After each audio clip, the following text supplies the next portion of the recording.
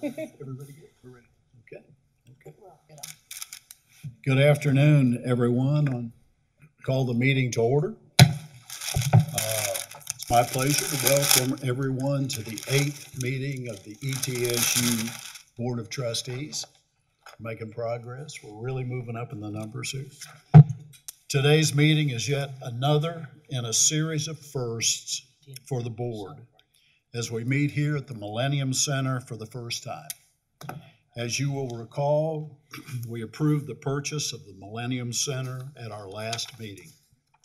I hope that you will take some time this afternoon to explore this facility and consider the potential that it affords the university. We will continue to operate the facility as a conference center, and I encourage each of you to consider ETSU and the Millennium Center as you're planning your next event. In time, this building will become the home of our nationally ranked computer science program, and it is a vital part of our strategic efforts to enhance our academic infrastructure. This is a great addition to the university's classroom portfolio, and I'd like to thank our staff and the leadership of Johnson City who worked tirelessly to make this happen. I would also like to take a moment to affirm the university's commitment to deepening our partnership with Ballot Health as we strive to improve population health outcomes across the Appalachian Highlands. Yesterday, Ballot announced the restructure of trauma and emergency care within their system. ETSU stands ready to assist Ballot, and we thank Dr. Block and his staff for their leadership as we move through this transition with them. As a board, we are keenly interested in ensuring that ETSU develops structures, staffing, and expertise to ensure that we maximize the opportunities presented by the research commitments of the COPA. We trust that Dr. Nolan and Mr. Levine will rise to bring the inherent potential to grow research at ETSU. Throughout the course of today's meetings, you will hear reports related to efforts underway across the campus to meet the growth objectives of our strategic plan. The board is interested not only in initiatives to grow enrollment, but also in work of the campus, to graduate students and prepare them for meaningful employment opportunities post-graduation. I would like to learn more about the work of our career services staff, and I hope that we can receive an overview of their work at an upcoming meeting. On behalf of the trustees, I would like to congratulate the staff for their dedication to student success. As measured by the data in the THEC outcomes formula, ETSU has outperformed other state institutions, and I trust that we will maintain the momentum as we approach the new year. Our ability to maintain this momentum is predicated on our efforts to implement the vision outlined within our strategic plan. Central to this work is our ability to ensure that Dr. Nolan and his family remain part of the ETSU family for a long, long time. As mentioned at our last meeting, the Executive Committee has completed its evaluation on the president. It's pretty good. And delegated the authority to me to execute an employment services agreement with the president before the close of this calendar year. Unless any member of the board have questions or concerns, I will proceed with the execution of the employment services contract that has been drafted, reviewed, and endorsed by the members of your executive committee. As we move forward into the last weeks of the fall semester and approach the holiday season, I would like to encourage all of us to reflect on the work of the university and the importance of its mission. We are realizing great accomplishments and are positioned to continue to grow both in size, quality, and reputation. On behalf of the trustees, I would like to extend my gratitude to the staff for their continued hard work and dedication. I would also like to extend our best wishes to Coach Sanders, the entire football program, as we prepare to take the field against Samford tomorrow afternoon. This has been an historic season for the Bucks, and let's bring home a SoCon championship and playoff bid. Our seniors came to ETSU with the dream of building a program and one day winning championships, and it's wonderful that they can see those dreams come true. I now turn to the next item on the agenda, and I ask Dr. Linville to call the roll, please. Dr. Alsop. Present. Ms. Ayers. Mr. DiCarlo. Mr. Golden. Here. Ms. Grisham. Present. Dr. Latimer. Here. Ms. Miller. Present. Mr. Powell. Here. Mr. Ramsey. Here. Chairman Niswonger. Here. Mr. Chair, you have a quorum. Thank you. The minutes from the regular meeting in September are found behind tab 1 in your board materials. Do I have a motion to approve those minutes? So moved. Do I have a second? Second. All in favor, please say aye. Aye. Opposed, like sign. Ayes have it. Next is the report from the Finance and Administration Committee, chaired this morning by Governor Ron Ramsey. I would like to thank Ron for leading the committee in the absence of Steve DiCarlo. As you may not be aware, Steve's brother-in-law passed away earlier in this week, and his funeral services are in fact this afternoon. Our thoughts and prayers go out to Steve and his family. Governor? Thank you, Mr. Chairman. This morning, the Finance Administration Committee met to discuss the October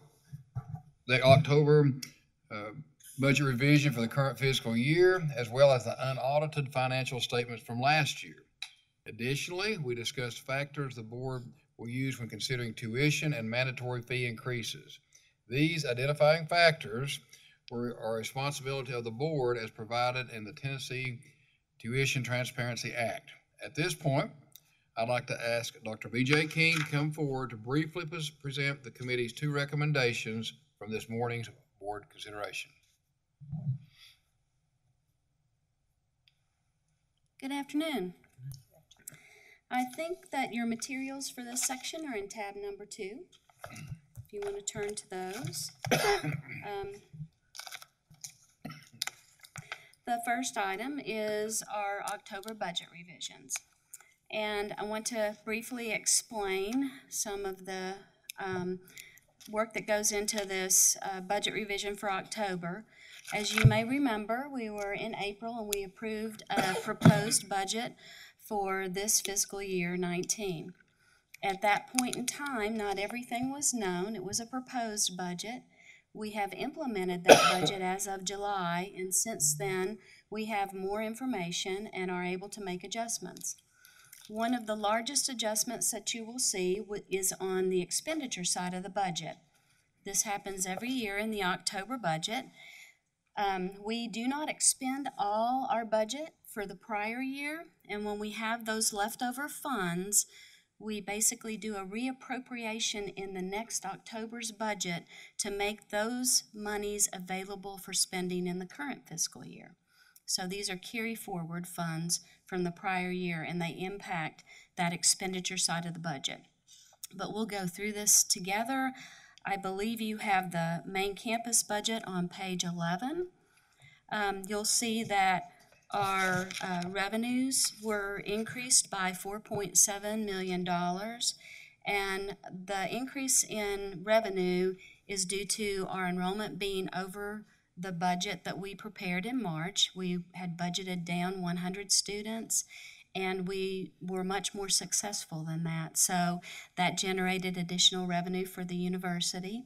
We also had course fees that were approved in that April meeting, and they were not able to go into the budget before that April meeting until the approval came through.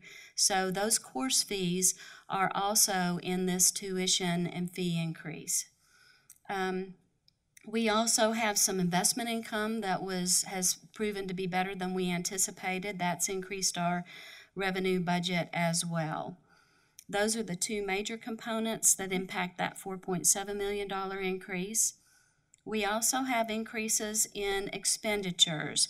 And if we look at them from our functional expense categories of instruction, research, public service, the first item you'll see is under instruction, we've increased the expenditure by $8.7 million.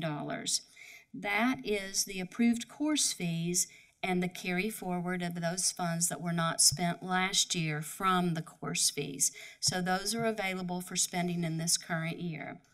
Research, a budget went up by $3.8 million.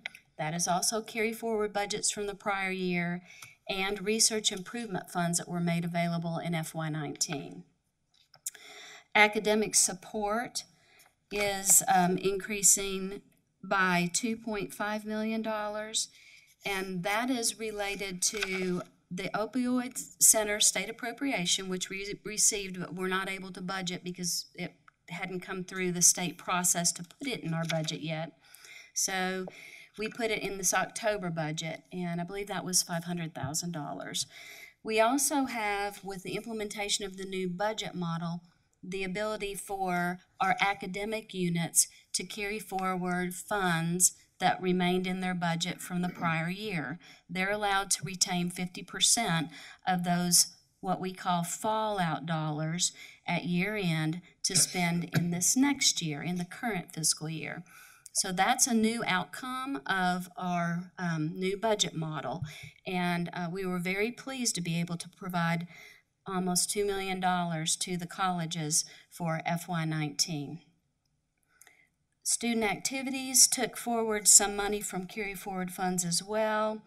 The administrative units are also participating in the new budget model. They also were allowed to carry forward half of the fallout funding that they had. And I want to tell you that the colleges had agreed to give the central administration 50% of their fallout dollars if we would take half of that amount and use it for reserves. We did. And then the main campus, the administrative units, they met a match on that, so we transferred $1 million to reserve fundings from our fallout dollars this last year, which is really good news. Facilities is experiencing an increase in the cost of utilities, and part of that is actually for the building you're in right now. We're now paying for the utilities here. So we've added that, and there just were utilities escalations that are now in the budget. And we also had some scholarship growth. If we look at these categories by their natural classifications, which is salaries, benefits, operating, those type of activities, we realize that we've put in about $700,000 for adjuncts, job audits, and some institutional priorities for positions. We have reallocated some money from operating expenses to both travel and to capital outlay, which are priorities for units. So we have an increase in our expenditure budget of $19 million. And as I said, the primary driver of that activity is the fallout dollars from the university. And what this says is that we were good stewards last year. So we should be thankful that we were good stewards. We all are participating under the new budget model in this carry forward funding. And it's a different mindset that we've got on campus now. And I'm really pleased to say that we were able to provide the support to our academic and administrative units on the main campus. Through this October budget revision, we also are moving some positions around and adding a few positions. So the net position growth for the main campus is 12 positions. The majority of those, about 3/4 of those, are in faculty, which are needed to support the additional academic activity going on campus. One of the programs that is getting some of that benefit is the nursing program, and you may have heard how much growth there's been in the undergraduate nursing program. We'd like to thank Dr. Nearing and her staff for all they're doing in that regard. Are there any questions on the main campus budget? The main campus is our only formula unit budget. The rest of the items, College of Medicine, Family Practice, and College of Pharmacy, are non-formula units in the budget, and they undergo a different process with the state when we get to our spring budget or our July budget. The College of Medicine is on page 12 in your handout. They had an increase in revenue due to tuition, enrollment growth, and an orthopedic program that was put in place. They also had carry-forward funds in instruction. They received some research improvement funds for their research function. They had additional costs related to medical library databases, and a few other items that were funded through carry-forward funds and for institutional priorities, one of those being cleaning the clinical education building. So their revenue increased by a little over $600,000, and their expenditure budget before transfers is increasing $3.3 million.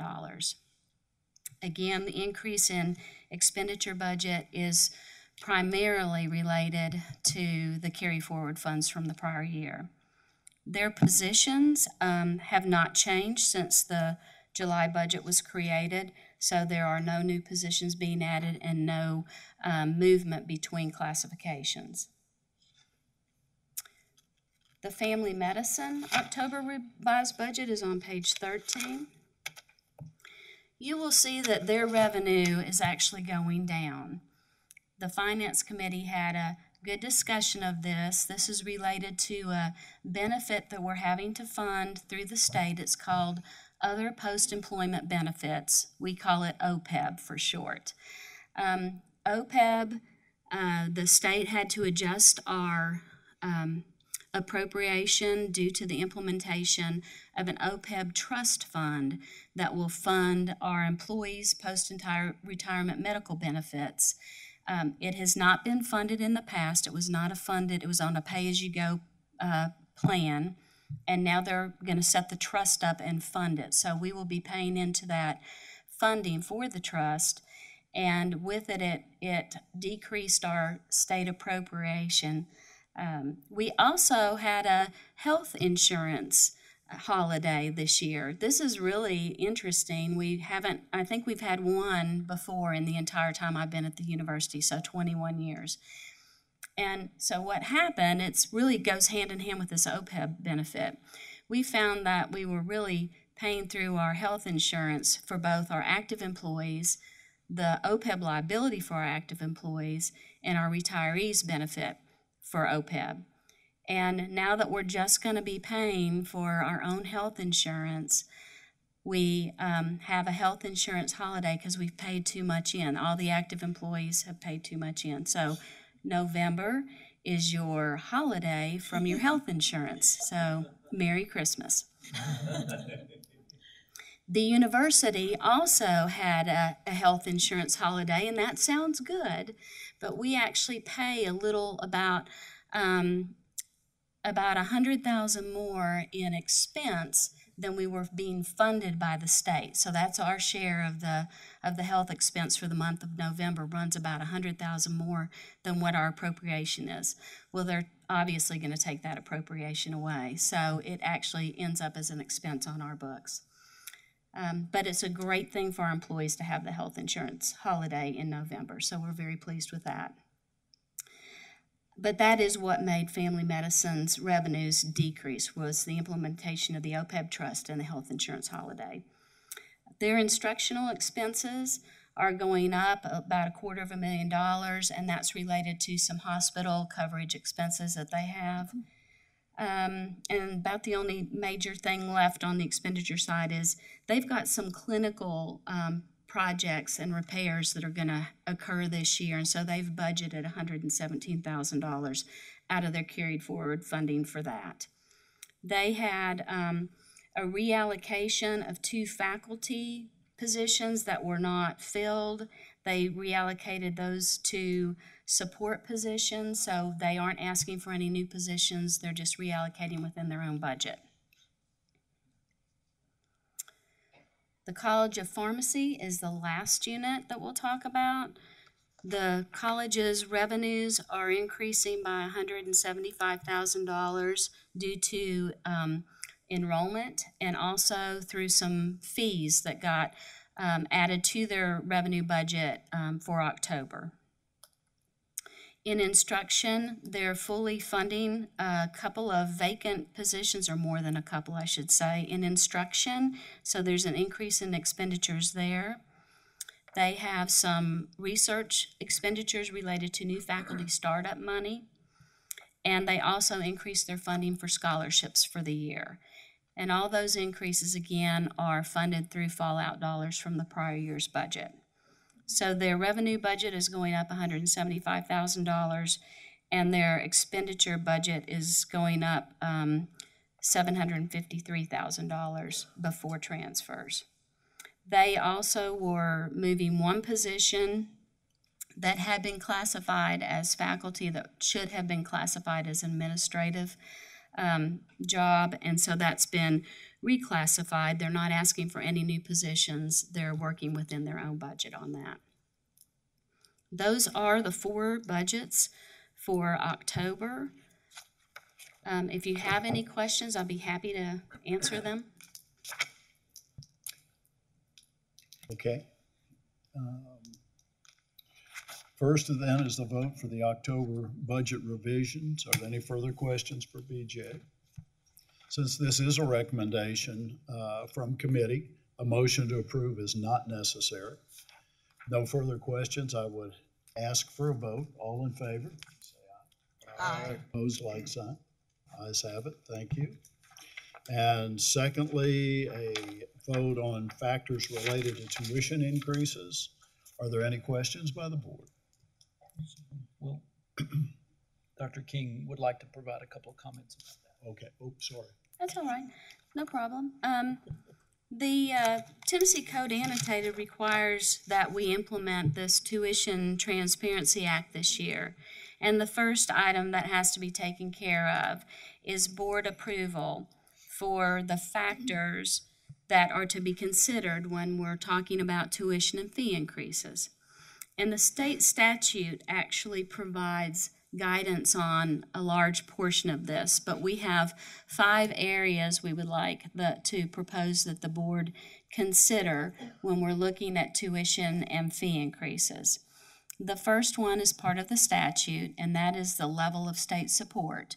We will find out what that level is. We have a THEC recommendation for a level, which Dr. Nolan will be talking about later. But we'll find out when the governor presents his budget, and then when that budget's approved, we'll find out what our level of state support is.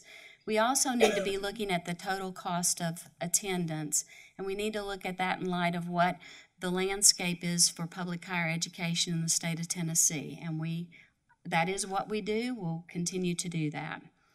We also need to look at efforts to mitigate financial effects on students. So we need to look at what costs we're trying to save, what improvements we're trying to make, what efficiencies we're putting in place. Those 3 items are part of the statute. In addition to that, we also think at ETSU that we need to consider the Tennessee Higher Education Commission binding tuition and mandatory fee limits. They have presented a recommendation as of their November meeting, and that also will be approved later in the year, generally in the month of May.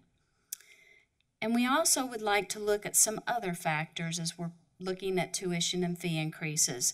We want to look at factors that impact the university's financial stability, such as projected student enrollment, university enrollment goals, market cost and factors for higher education, new programs, new facilities such as this one, and costs related to operations, programs of study, or individual courses. So those are the 5 basic elements that we would like this board to consider as we're looking at tuition and fee increases. My turn. Yes, sir. Okay, now we'll entertain a vote for the factors related to tuition increases. And a motion to approve is not necessary. All those in favor, please say aye. Aye. Opposed, like sign. Ayes have it. Thank you. Thank you. Next is a report from Academic and Student Affairs Committee, chaired by Dr. Linda Lattimore. Linda? The Academic and Student Affairs Committee had a very productive morning. We heard from Dr. Mike Hoff, who provided an update on the university's strategic plan. We also heard from Mr. Scott Carter, who discussed various initiatives and success metrics in athletics. Our committee members took time this morning to reflect on the work that we have been doing, and we brainstormed in our meeting on how we can maximize our time best so that each of us as individual trustees can be the best we can be for this university. Committee also took action on a number of items from enrollment to research and even a revised pricing model for the online Master's of Arts degree in criminal justice. And Dr. Will C. Bishop will present to the full board for your consideration this degree. Thank you, Dr. Latimer. The Department of Criminal Justice is proposing a complete offering of their Masters in Criminal Justice online of 36 hours. They're doing this to increase access, and they also are proposing with it a unique model for funding, which would be a consistent set rate for a period of 3 years for the students so that they would know how to budget for and plan for this program. This is a critical program to support the development of criminal justice officers and other officials within the area. It will allow outreach within the state of Tennessee and across state borders, and it was discussed, reviewed, and at the meeting this morning. Okay. We'll now vote on adding the aforementioned degree. All those in favor? Aye. Opposed, like sign. Thank you. Ayes have it. And Chairman Larry Miller is here, and we want to thank you for the work that you've done to bring this to the board today. Our next report is audit. David Golden chairs the Audit Committee. David, would you comment, please? Thank you, Mr. Chairman. It's not been much time since our last Audit Committee meeting, and so Ms. Lewis and her staff, while they have been busy, we didn't have nearly as much to go through this time as last time. Ms. Lewis walked through the audit work performed since September, included an audit of our football expenditures, the annual required president's expenditure report, which I think set a record for the cleanest audit in the history of the university, and my commendation to the president and his staff for that, and a few other items.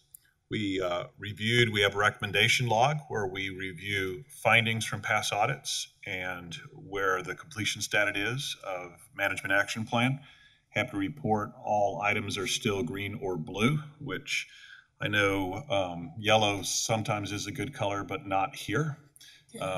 So green and blue is good. And then we did our annual required review of internal audit salaries and the internal audit operating expenses. And that is my report. Thank you, David. Item 7, under tab 5 in your board materials, several items have been reviewed by our board committees this morning. These items approval committee meeting minutes. Are there any items on the consent agenda that members would like to pull for consideration by the full board? Seeing none, then do I have a motion for adoption of the consent agenda? Thank you, Dorothy. Do I have a second? Second. Okay. And further discussion? All those in favor, please say aye. Aye. Opposed, like sign. Item 8, student success. At this point, I'd like to ask our Vice President of Student Affairs, Dr. Joe Sherlin, to come forward and provide a brief presentation on our plans relating to ensuring student success, critical part of the university's strategy for marketing key performance for meeting key performance indicators. In addition to hearing from Dr. Sherlin, we will hear from ETSU students about how our initiatives have impacted their undergraduate experience here. Thank you. It's a privilege to be here today on behalf of our talented faculty, staff, and student leaders who work every day to promote student success on our campus. We have some ambitious student success goals, an 85% first-year retention rate and a 60% graduation rate by 2026. We are currently at 73% in the first year and 44% in terms of our graduation rate. So we have a long way to go. But in terms of our progress, we have a good story to tell. Since 2012, all of our overall metrics are up significantly in terms of trends. Our undergraduate credit load, which is a significant statistic because it's really important that our undergraduates are taking 15 hours a semester for 4 years, that's a key indicator of graduation. That statistic is up. Our first year retention rate is up. That's the most important year in student retention because it cascades through the sophomore, junior, and senior year. The overall metric of our graduation rate is up. We're particularly happy about the increase in degrees awarded, 16% over the last 6 years. That speaks not only to the other metrics, but to the efficiency with which our students are getting through the pipeline. That speaks to the hard work that our advisors are doing. And we're particularly happy about the last bullet, a 44% increase in state appropriations since 2012. That speaks to how we are doing in the system related to the outcomes formula related to our peers. We're consistently seen as a model institution related to student success in the state, and that speaks to the hard work of a lot of folks at the institution. So that's our progress today.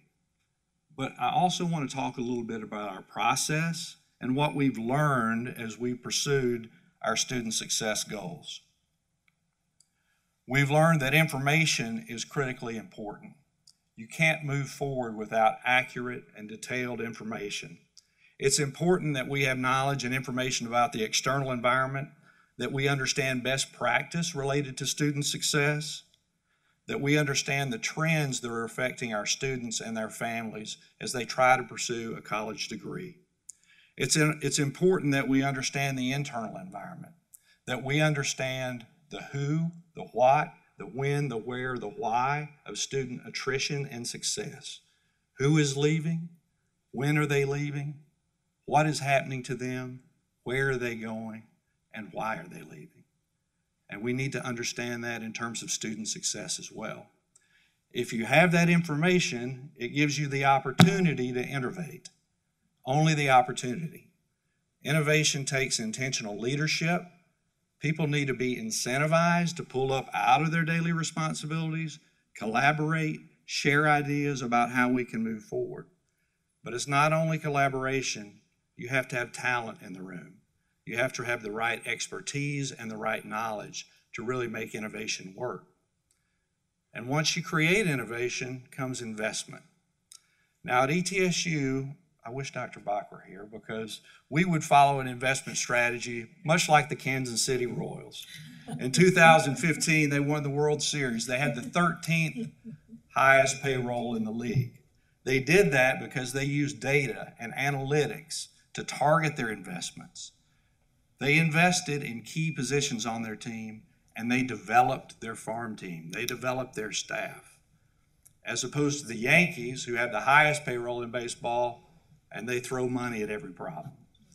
We don't have the ability to do that at ETSU, but I think we're the better for it. It makes us leaner.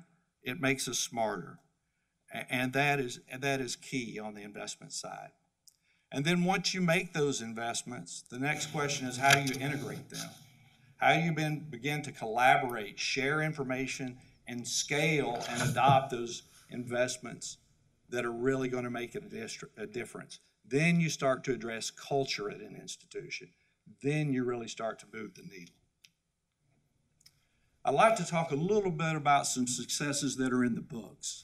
I referenced these last year, but I think they illustrate the model that I'm talking about.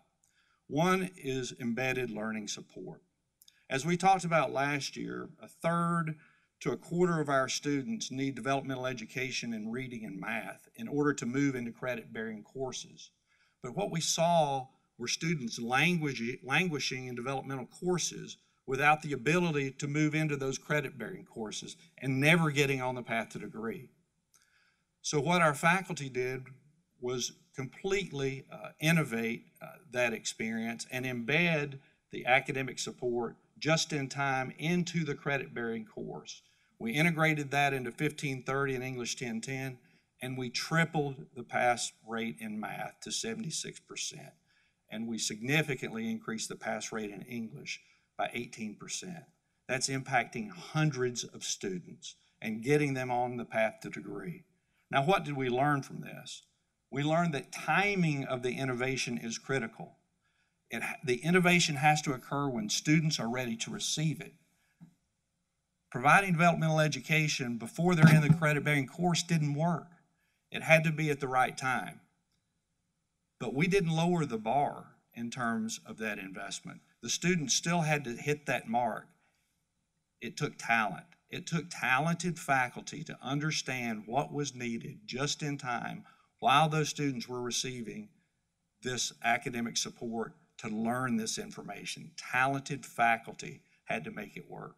Time and talent are important. Another success that's in the book is the work that we've done in financial services and process review. It did not take a Rhodes Scholar to understand that we had a problem in financial services. We had 2 to 3 hour wait times during peak periods in the fall. We had processing delays in terms of awarding our students their financial awards at the beginning of the semester, and our outstanding accounts receivable was heading in the wrong direction. So the dollars that were owed back to the university was heading in the wrong direction. We knew we had to act. So we engaged in a full 360-degree review of our financial aid processes. We brought in financial aid directors from around the country. We hired a new financial aid director. All of those investments were key in working with the bursar's office and working with the larger financial services division. We overhauled our structure, our processes, and our communication among offices and with students. As a result, our first batch of loans that would take us 2.5 months to process, we got out the door in 48 hours. And when you make that kind of change, the lines disappear. We had no wait times at peak periods, and we had reduced the accounts receivable by $2 million. So some really astounding successes. But the lessons learned from this process, when you see bunkers and silos, you've got to look for root causes. So what does that look like? Well, it starts with some basic questions. Why are these people in line? Well, they're in line because they're in the promise to pay process. What's the promise to pay process? Why haven't they paid? Well, they haven't paid because they haven't received their financial aid awards yet. Well, why haven't they received their financial aid awards? Well, we're working really hard, but it's difficult when you're doing these awards by hand. Why are we doing these awards by hand? Well, we don't have the technical knowledge in the office to invest in the system that integrates with our information system to make this happen. Why don't we have the technical knowledge? Well, you have to pay staff a higher rate in order to get them to have this knowledge. Well, where are these people? Well, one of them was in Florida, and she was looking for a new opportunity. And we made an investment in her salary and got her up here in the financial aid office, and that was Catherine Morgan. And she was able to help us identify those root causes. I will say that investment was much less than $2 million. So we came out in the black.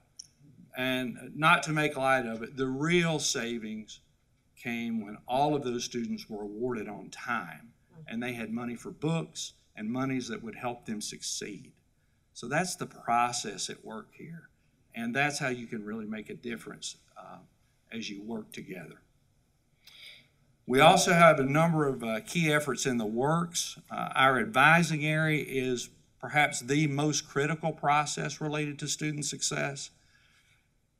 We talked about this last year. We saw that our credit hour production was not where it needed to be. Students were not taking enough credit hours per term. They were wandering through the curriculum. They were not on track in terms of their degree plans. Many of them did not have degree plans. And our advisors were saying, our loads are such that we don't have time to engage in holistic advising in the way that we need to. Okay, well, let's talk about degree planning. Why aren't students engaging in degree planning? Well, it's a cumbersome system. It's paper. Students don't like paper. It's not accessible to them. It's hard to use. Well, is there another way to do it? Yeah, there's a nice online system. It's called DegreeWorks. Okay, how much is that? It's $15,000 a year. Okay, I think we can handle that. Well, we need more than that. We need a system to help us reach out to these students and to integrate the information that we need to share on campus. Okay, but it's more than that. We need enough staff in order to do the kind of advising that will really help students. What does that investment need to look like? I think we can do it for 14 advisors. That's a Kansas City Royals level investment. We invested in all those systems and advising took off. Our advisors were able to focus in on 15 to finish campaigns. They focused on degree planning. They made outreach to keep students on track. They were also able to innovate now. They had time. So in our undeclared advising area, Stacy Onks got her advisors to take 130 hours of career certification training. So now when they're advising undeclared students, they have a real understanding of what major selection processes are like and what the larger career opportunities are like. They can integrate those together. It's as if our University Career Services Office got an additional 15 staff members. Those are the kinds of targeted investments you need to make. Modest investments, but high return. And the results of our advising work, we've seen a 300% increase in degree plans over 3 years. And that's increasing basically by 10% every year. Our advisors conducted 23 outreach campaigns this fall. And that metric of degrees awarded, 16% increase, I think that's directly related to folks getting through the advising pipeline in a more efficient, more focused, more meaningful way. I think Mike Hoff will tell you that when we hired these advisors, you could literally see the metrics tick off like a tote board as students went through the system. This is where we needed to be investing. We are also seeing great work in the colleges. One of the wonderful things about the budget model is that it promotes shared responsibility and it decentralizes accountability across the institution. It incentivizes colleges to innovate from a student success standpoint, because as you grow enrollment, you increase your opportunities to grow your program, to engage faculty, to recruit new faculty. So it's creating innovation across the university in the College of Education and Allied Health. But one of the leaders in this area is the College of Public Health. A few years ago at a retreat, Dean Wyckoff said, you know, it really comes down to the student experience. And he's absolutely right. In the College of Public Health, they have made it a priority to understand the student experience. They have mapped the student experience from entry through graduation. They know the gaps, they know the barriers, they know the factors that promote success.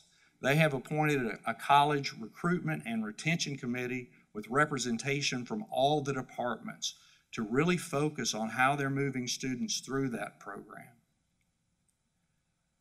They know that active learning is critical, so they have an essentials course for every student. They work in teams on public health issues.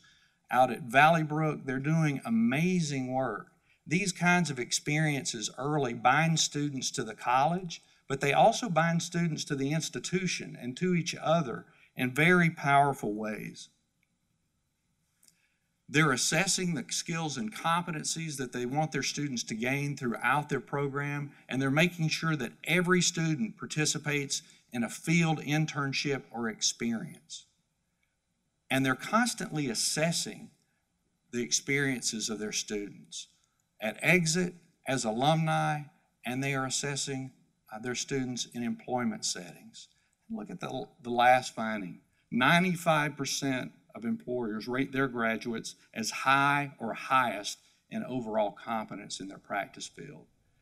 They're building a culture. It's more than strategy. It's a culture that works. And it's a culture that I think our budget model can help us incentivize and replicate. Outside of the curriculum, we're working in a number of key areas. Living learning communities are a high-impact practice.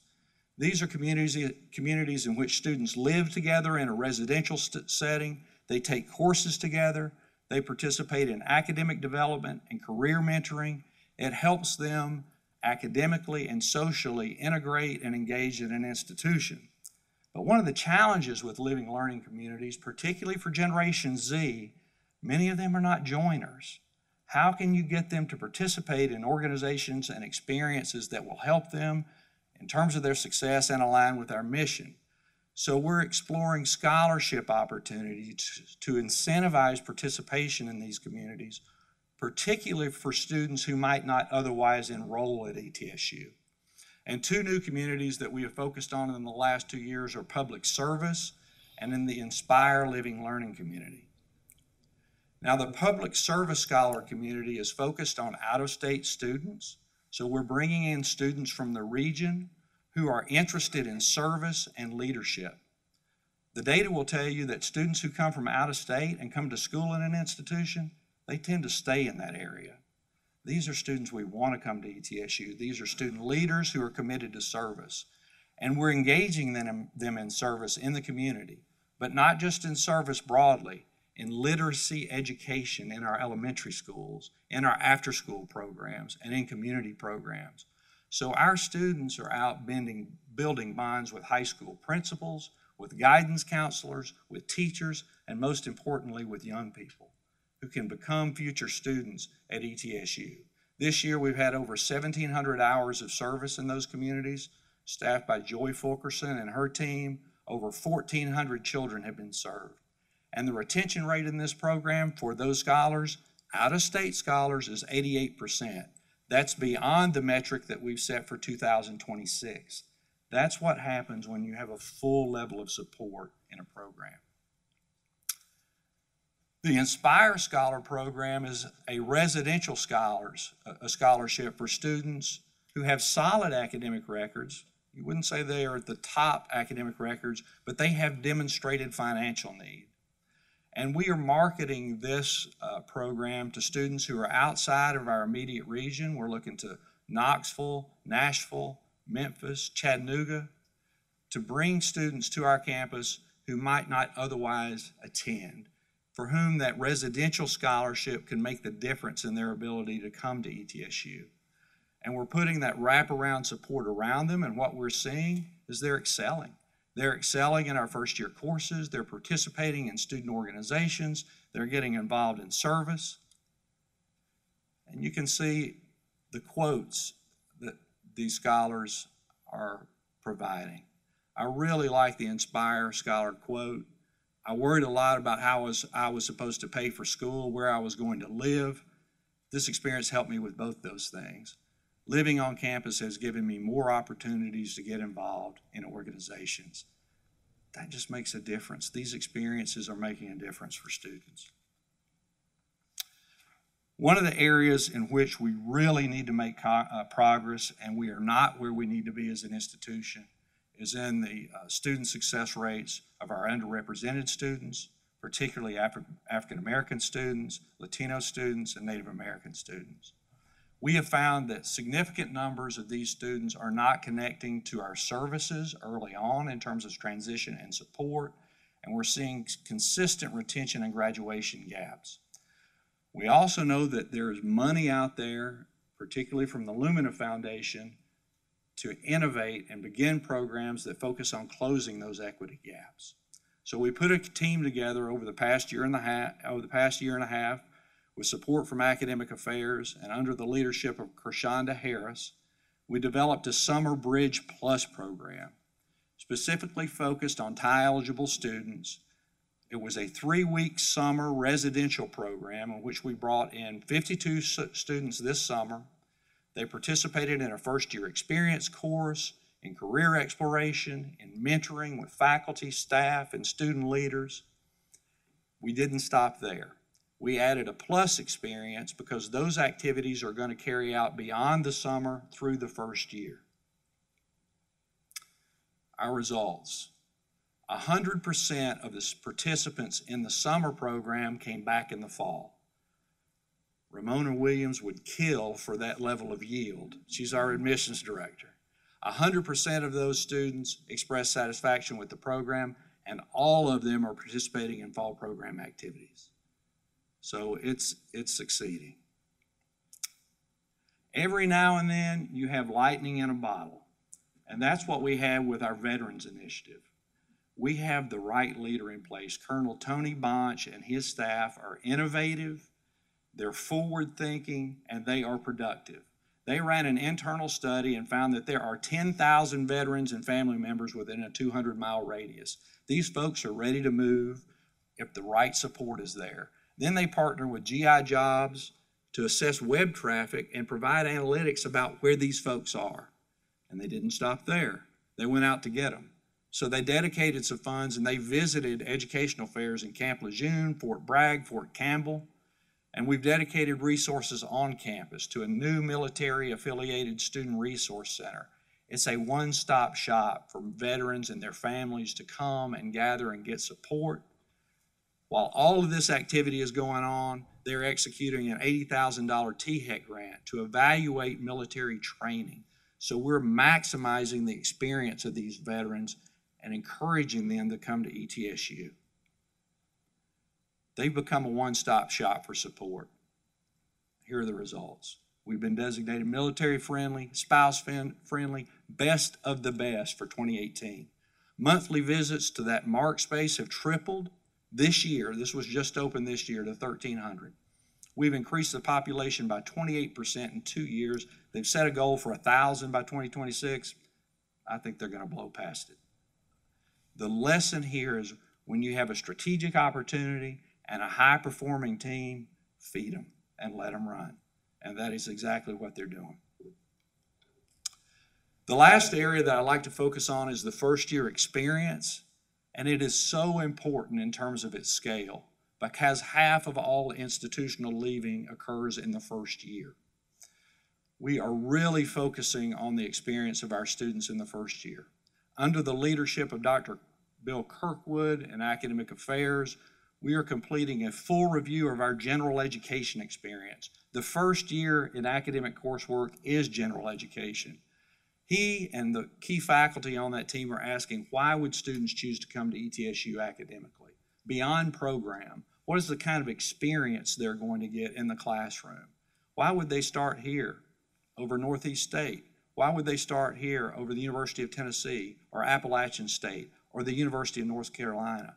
What are we delivering to our freshmen in the classroom in terms of active learning and experience that we can deliver and market? And Bill Kirkwood, along with Heather Levesque and New Student and Family Programs, are looking at all aspects of the first-year experience, from pre-enrollment activities to first-year course participation, co-curricular experiences, career development, and mentoring. Particularly peer mentoring is something that we think we can make great progress with.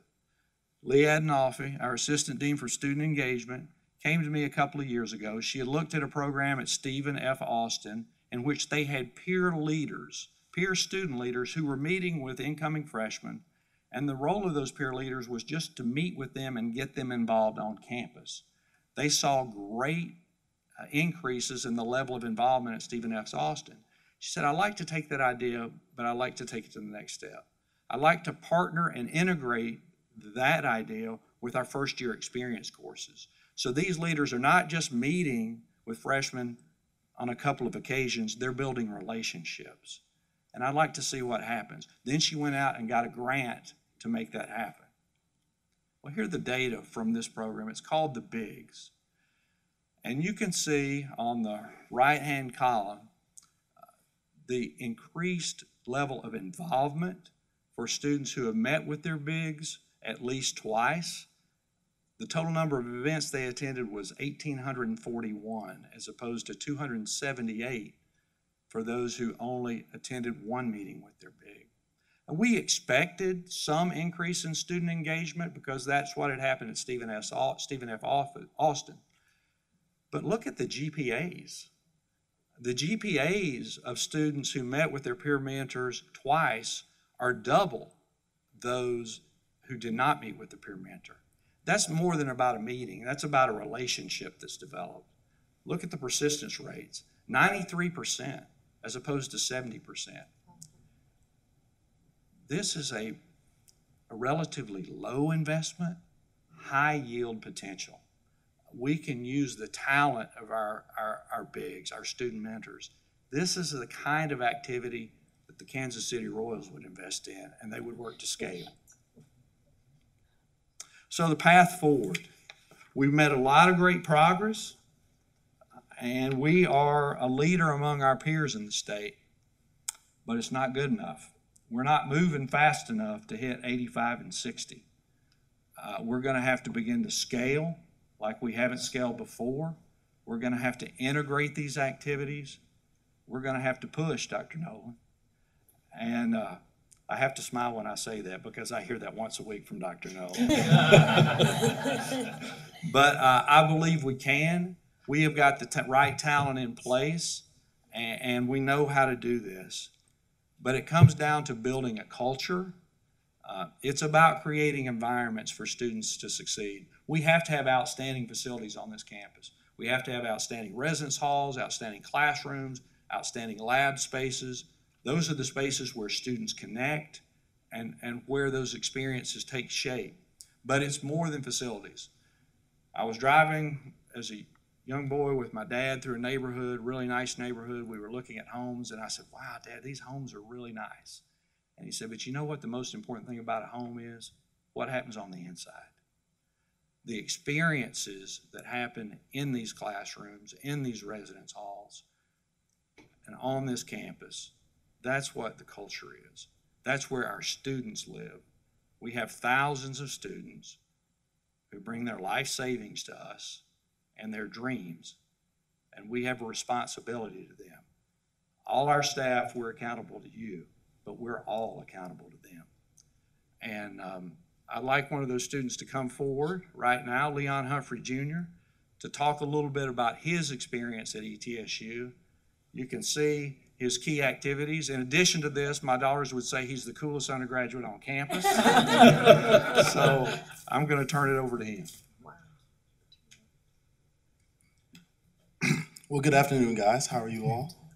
Smile. Come on, relax. Because y'all making me nervous. Huh? Well, again, my name is Leon Humphrey Jr., and I'm a student here, and I'm graduating on December 15th.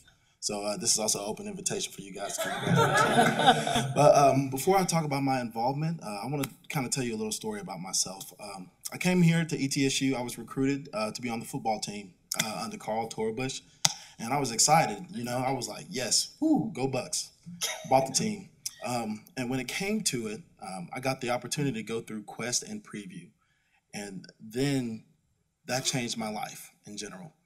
Going through Quest and Preview, I met tons of friends, tons of role models that really meant a lot to me. And when it came to it, I was prepared for freshman year. I had a 3.5 GPA at the end of the year, and I was like, you know what? College is easy. And then 2015 happened. And that was probably the worst year of my life in general. Life had happened. I had troubles in school, had troubles on the team. I was always injured. I tore my tricep, strained my ACL and MCL, and I ended up having problems at home. My GPA slipped, and it was kind of rough. It got to the point where I was like, you know what? I came here to play football, and you know, it's not going where I want it to go. I ended up asking my mom. I was like, you know, Mom, I might want to transfer. My mom was like, you know, I'm from Knoxville, so there was, you can come to UT. Your dad works there. Like, it's fine. My dad said, boy, you lost your mind. You already committed to this. You're going to have to find something. And so thanks to the connections that I made through Preview and Quest, and then joining other organizations, especially the organizations that you see here, I found a home. I found the community. Thanks to my involvement, I've definitely found the importance of the community, especially that ETSU gives you. ETSU gives you the opportunity to make your own community, because especially learning that you always have to find support from friends, faculty, and staff, and it's a whole team effort. Especially y'all see on the, under their preview and orientation leader organization. Polo had definitely changed my life, because it definitely gave me, that was when I fell in love with student affairs in general. I found my purpose, I found my the career choice, the career path I wanted, and it actually helped me kind of focus on what I want to do in the future. I want to work for student affairs because I want students to have that community that I did, especially that helped me stay in school. You know, we usually talk about, you know, school, students leaving school to transfer and everything, but they either transfer or drop out.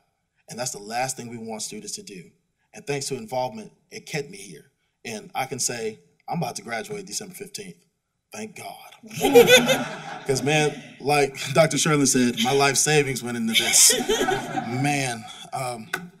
But thanks to all those organizations, thanks to all the involvement, I met amazing people, people that were in my corner. Kiana Miller, like I said, friends to support you. Staff members like Leah, Heather, Jeff Howard, faculty members like Tammy Hayes, who was in my major at the time, had been very amazing. And when it comes to it, involvement plays a key factor in all students' lives. And so, other than that, thank you guys, because it definitely prepared me for my future endeavors. I'm actually getting ready to take the GRE Monday. Y'all wish me luck, because Lord knows I need it. So, but thank you guys.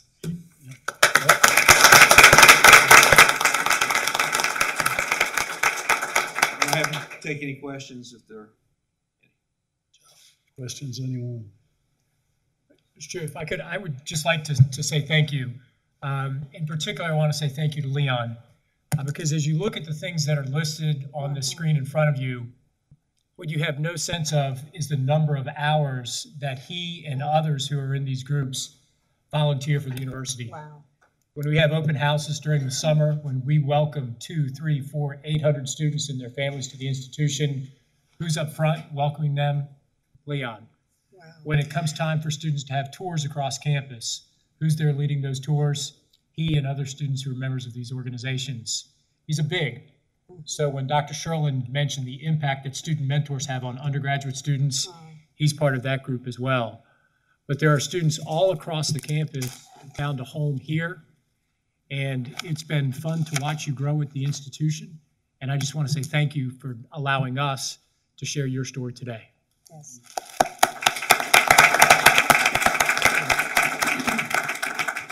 Not only great blocking and tackling, but also you, Dr. Sherlin. That's great. Running these things to ground and getting to the root cause is just so important. And it didn't take millions of dollars to get there. It just took some application and getting through that. Thank you. That was a great presentation. Next, item number 9, today's agenda, tab 7 for the directors, trustees, community college leadership overview. I'd like to ask Dr. Rich Rhoda to come forward. As former executive director of the Tennessee Higher Education Commission, we are privileged to have Dr. Rhoda here at the university as the director of the ETSU Center for Community College Leadership. Dr. Rhoda. Well, thank you, Mr. Chairman, members of the board, Dr. Noland, good afternoon. It's a pleasure to come before you this afternoon, and I have been asked to give a brief status report on the Center for Community College Leadership.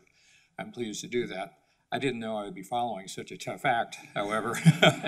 And Leon, if you would consider a graduate program at ELPA, we'd like to talk to you after the... Included in your meeting materials is a brief summary of the work of the center, and I'm not going to repeat it, that I may elaborate on some of it. About the center, we're a relatively new unit. It was established in 2016, and I believe we were approved by the Board of Regents at its last meeting as the governing board for ETSU. as a distinction.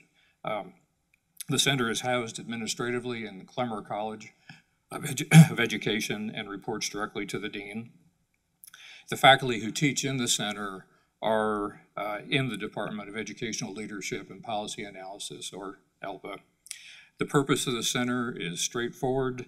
It's to increase and sustain the pipeline of community college leadership in Tennessee and the Appalachian region.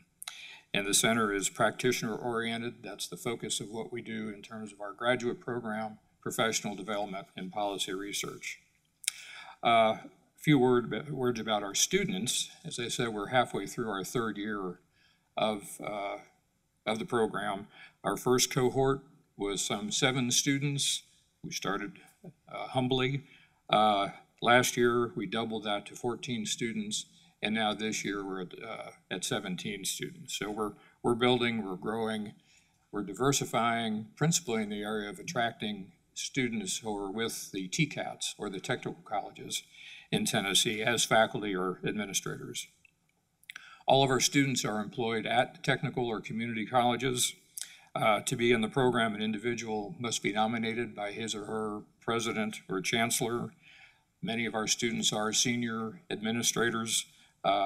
Most are from Tennessee, employed with the Board of Regents institutions, but we have a few from other states. A word about our faculty. I'd like to introduce to you our newest faculty member, Dr. Jill Channing. Jill, if you'll stand. She joined us this fall. We recruited her from Truckee Meadows Community College in Nevada, where she was Dean of Liberal Arts, and we're very glad that she's with us. Another faculty member who is here, Dr. Bethany Flora, and is the Associate Director for the center, and we'll say some things about her later. Dr. Emily House teaches for us as an adjunct, and I believe you've met her. She was doing a fellowship, a presidential fellowship here. She's the Chief Research Officer at the Higher Education Commission. And the fact, using her as an example, that she's teaching in the program, basically telling the students how to do her job, how she does her job is a better way to say that. Dr. Nolan was a member of our charter faculty 2 years ago, and he set the high standards for volume of readings and assigned policy analysis. They still talk about that, Brian. I teach in the program, and I'm the director. One last person I want to mention, and you may not have met him, Dr. Michael Torrance, who until recently was a member of the administration of Volunteer State Community College and taught with us as an adjunct. But he was just named this fall as president of Motlow State Community College. So he thought he was going to still be able to teach with us, but we disabused him of that. So a word of context, kind of the environment that we're in. This is a tremendously exciting time for community and technical colleges in Tennessee. With the Focus Act that just is being implemented, the Tennessee Board of Regents is essentially a new system with the 13 community colleges and 27 colleges of applied technology, and they enroll over 80,000 students system-wide. So the Regents have a relatively new chancellor, Dr. Flora Tidings, who had been president of Chattanooga State and now assumed this new position. They have a new executive vice chancellor, whom is known to some of you, Dr. Russ Deaton, Mr. Powell. He worked with us at THEC, and Governor, you'd remember him, a close friend and colleague of Dr. Nolan's. And they have new presidents throughout this system, and they always will have new presidents with some 40 institutions under their control. So this was an excellent time to start a center for community college leadership in Tennessee. Again, a little bit of a backstory. The higher education in the state, the changes really go back 10 years, well, more than that. But with the Complete College Tennessee Act in 2010, that was landmark legislation. It was really signaled a new way of thinking about and funding higher education in Tennessee. The Drive to 55, which was just a few years ago, again with its signature programs in Tennessee Promise, Tennessee Reconnect on how to encourage more Tennesseans to either start or resume their education at a community or a technical college. And then, of course, the Focus Act, which addressed governance. So that's kind of the landscape, and I mean, therein lie all the leadership challenges that we're trying to address. The operations of the Board of Regents campuses are increasingly complex. The services and policies they have are quite sophisticated, and the policy areas they're dealing with are workforce development, increasing student completion and graduation rates, closing the achievement gaps among students, increasing college-going rates overall, and student financial assistance beyond tuition. And those are the things we're dealing with. But the kicker, and this came from a memo from the Board of Regents recently, they also, of their objectives, is more in-depth training of college presidents and senior administrators. So, like I said, this is a great time to be doing what we're doing. Features of the program, it's not a garden variety graduate program, and we recognize the work of Dr. Jim Lampley and Dr. Flora and ELPA, as well as Dr. Bert Bach and President Nolan for designing a program that is just, it's not ordinary. It's postmasters. It's, as I mentioned, nomination by a president or a chancellor. It's a commitment to a block of 5 courses over the course of a year in a cohort. So everybody goes through, takes the same courses at the same time, 2 in the fall, 2 in the spring, 1 in the summer, and they're out. The courses we offer are, like I said, practitioner-oriented, everything from the operations of the schools to the types of policy research, to internal and external administrative requirements, and then field research into the area of community and technical college leadership. So it's a sound program. All of the instruction is online, but we do have 2 weekend seminars each semester, and that's like a Friday evening, all day Saturday, and they're being hosted at a volunteer state community college. But we've been able to attract guest speakers to those seminars. The Chancellor and senior staff of the Board of Regents, the Executive Director and senior staff of the Higher Education Commission, and a good number of the sitting presidents. Now, just make an editorial comment. I'm not sure who gets more out of these seminars. I think the sitting presidents who have joined us enjoy engaging with emerging leaders and walking things through, and Bethany has a great story on that as well. But anyway, so that's, like I say, it's not an ordinary program. It's a standalone credential. It's 15 graduate hours, or it goes right in as a concentration within the EDD program. And again, that's a unique feature, and Bethany, I'm guessing at least half of the students have gone directly into the EDD. So again, what do we try to do? We try to facilitate in-depth kind of leadership, management, career development discussions. We get students to apply state case studies within the context of their own institutions. They engage in problem-solving kind of debates, very, very real problems. So again, we think this is it makes a lot of sense. One last thing I would say, and thanks to this Board of Trustees, right when we were getting started, you made it possible where faculty and staff who are employed by institutions within the Community Colleges of Appalachia Association are exempt from out-of-state tuition. And it's a pilot basis, and it's, again, we're having kind of a slow start on that. But boy, it's a great relationship to have with the region. So looking ahead, just 4 areas real quickly. We will continue to build the certificate program, both in Tennessee and in the Community College of Appalachia. We need to expand the curriculum, with additional community college and technical college courses, again, very practitioner-oriented courses. A second area that's been on the drawing board, and we just need to do it now, and now that I'd say the certificate's kind of anchored, working closely with the Board of Regents and the Community Colleges of Appalachia to initiate a professional development program. Conferences, institutes, dealing with leadership development or specific skills that are in demand. Both those entities, Board of Regents and CCA, have requested that we design leadership academies. And once we know what that means, we will certainly try to do that. But, you know, I think it's in residence and it's a more intense, what they have in mind. And we, the center, are going to collaborate with the ETSU School of Continuing Studies and Academic Outreach on that. The third area, the technical colleges, you know, these are the TCATs, have a special need of providing for their instructors teaching skills. To be an instructor at a TCAT, a person needs industrial credentials, but no teaching or learning credentials. And we think that's something we can do on a non-credit basis that really will help them significantly. And then the fourth area is policy research. Again, that would be part of the central to the mission of the center. Relevant studies to the work of the community colleges, sponsored research will be pursued. We want to engage the students as much as possible. And Dr. Channing and two of our students have been invited, our first venture in this area, to give presentations at the annual meeting of the League for Innovation in the Community Colleges. So that's excellent. In closing, I want to mention one other project that we were asked to undertake by the Board of Regents a few months ago, and it is to produce an oral history of the Board of Regents.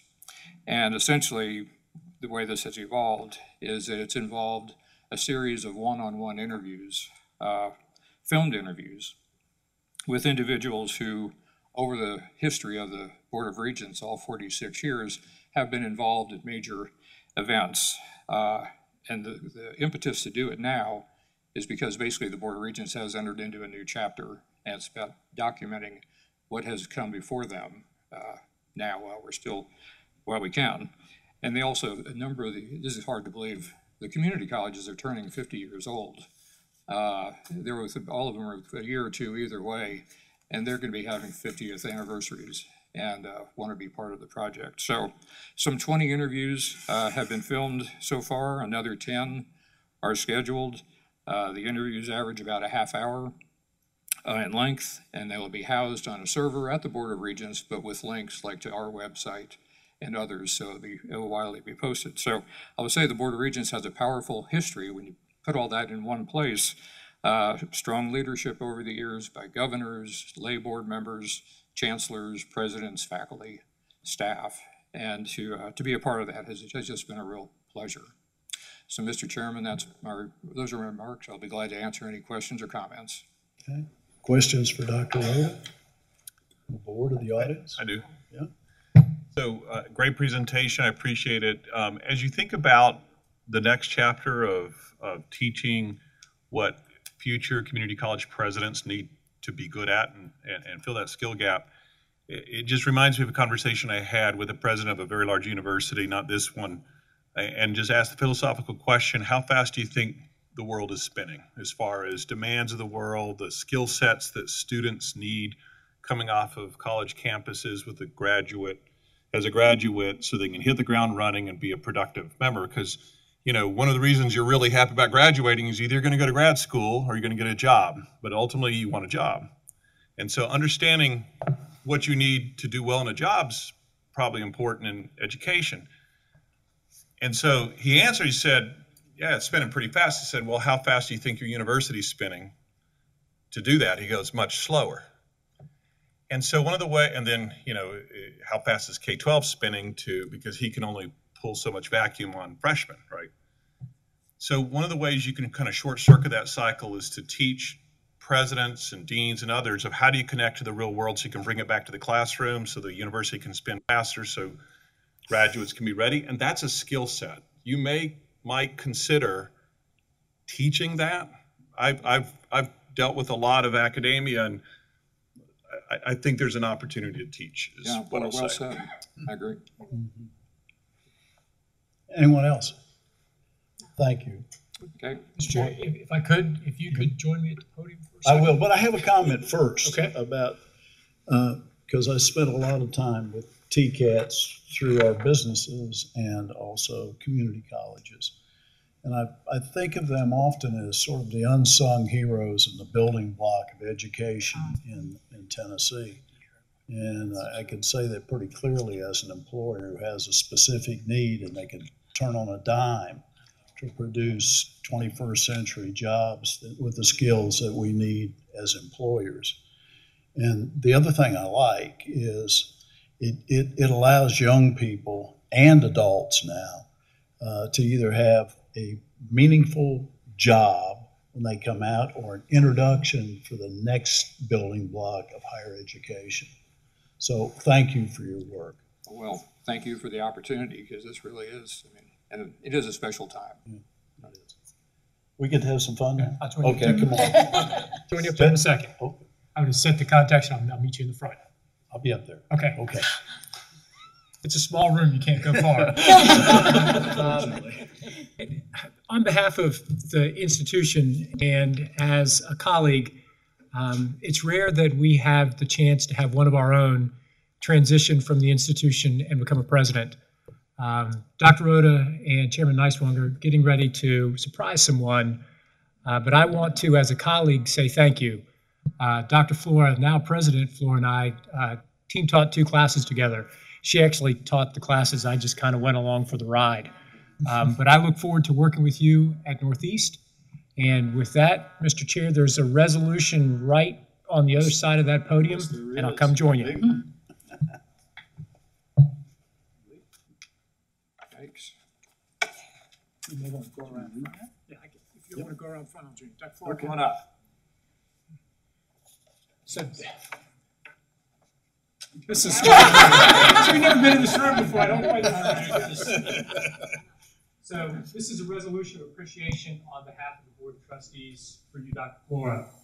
Whereas Bethany Flora has served brilliantly as Associate Professor of Post-Secondary and Private Sector Leadership and Online Program Coordinator in the Department of Ed Leadership and Policy Analysis at ETSU since 2011.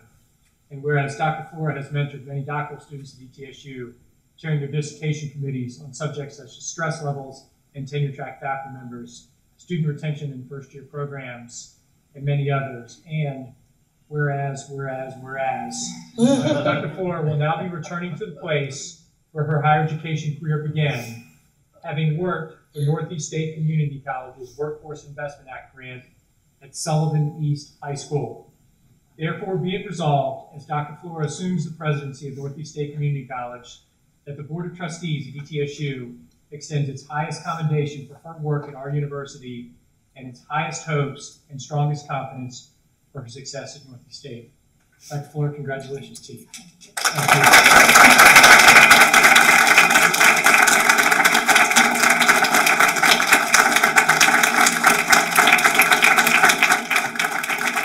You're president, you get to make comments. You get to make some comments.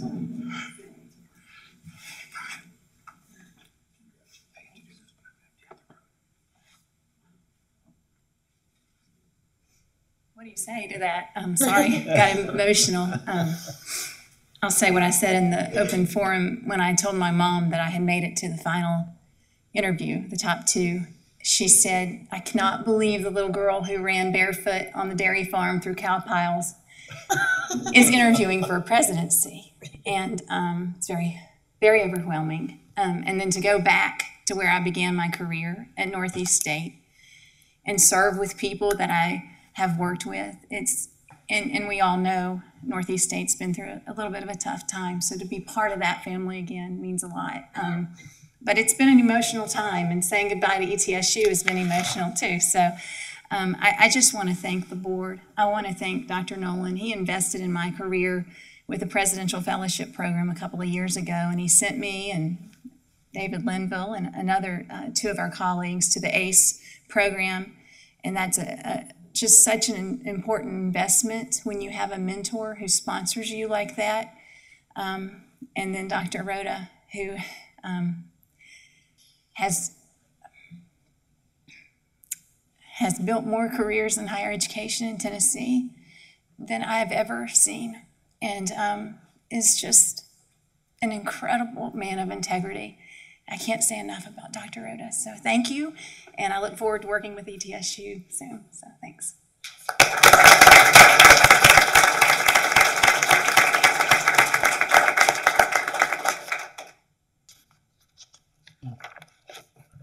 Jude. just as Dr. Rhoda mentioned, kind of how do you follow that? How do you follow that? I do have, whoever's running the screens, I have PowerPoint. But before jumping into the slides, I want to touch upon what I hope you see as a theme. And that's a theme that as we prepare to close this academic year, it's a period in which we as an institution reflect back on what we've accomplished and look forward at what is to come. It's also a theme in which we as an institution have the opportunity to say thank you. Thank you to individuals who invested in us, who made this success possible. Thank you to students who've invested their time to ensure that those students who come after them are successful. And then thank you to our faculty for not only having big dreams, but having the opportunity to realize those big dreams. So it's that theme of thanks within which I want to frame my comments this morning or this afternoon. Quite often, there are things that we work through as staff with the board that may not altogether be easy.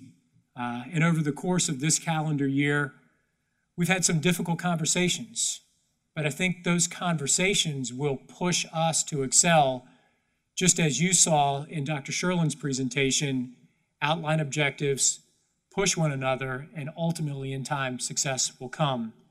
So what I would like to share with you today is my report that not only wraps up the year, but then sets the stage for what will entail 2019 and 20. As usual, I want to frame everything within the mission, so you all get to hear this now for the second time. We're an institution that was founded in 1911 for a singular purpose, to improve the quality of life for the people of this region. And that vision was set forward by our founding president, Sidney Gilbreth. And we have a strategic plan that this board approved at its very first meeting. It's a plan that's built upon that framework. It's a framework with which we are all familiar. And those are the goals we've established for our university. And in this morning's Academic Affairs Committee, Dr. Hoff provided KPIs that track our progress to those goals. Those are aggressive goals.